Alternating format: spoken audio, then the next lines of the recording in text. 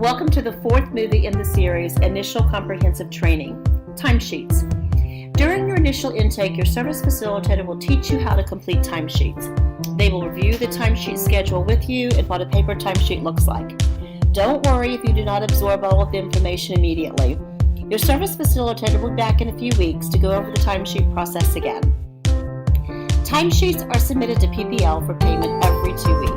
PPL provides a payroll schedule that shows the dates of the current pay period.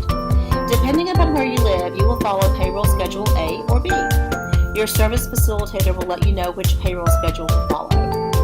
Keep in mind, the same attendant can work both attendant and respite hours in the same pay period. However, you must submit a separate timesheet for attendant and respite hours. It's two different authorizations, or two different pots of money, if you will.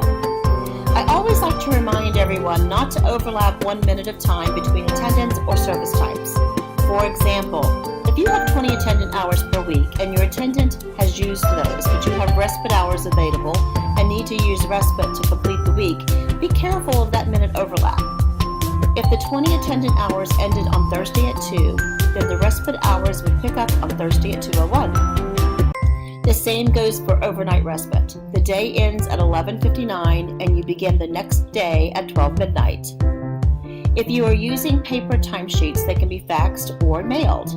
The fax number and mailing address is on the timesheet itself. Remember that they must be submitted by Friday at 5 for payment the following Friday. Remember that your attendant will be paid only after all EOR and attendant paperwork is complete, processed, and marked good to go by PPL. The consumer has service hours available and the authorization is in place, showing up in PPL's portal, and the attendant and the employer have signed and dated the timesheet. Timesheets are legal documents showing a true count of the hours your attendant has worked.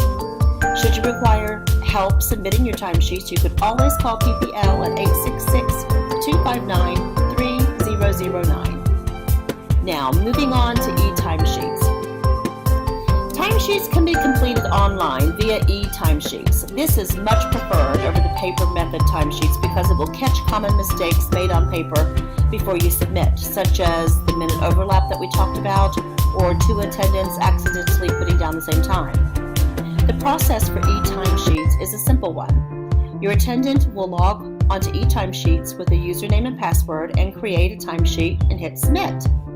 When they submit, it goes to the EOR for approval. The EOR then logs on with a username and password and approves or disapproves, and when they hit submit, it goes to PPL for payment.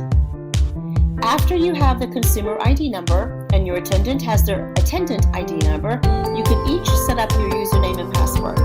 To do this, you can type in the link as shown below. Next, to the login button, click Sign Up. You will select a state, of course Virginia. You will be asked to select a program.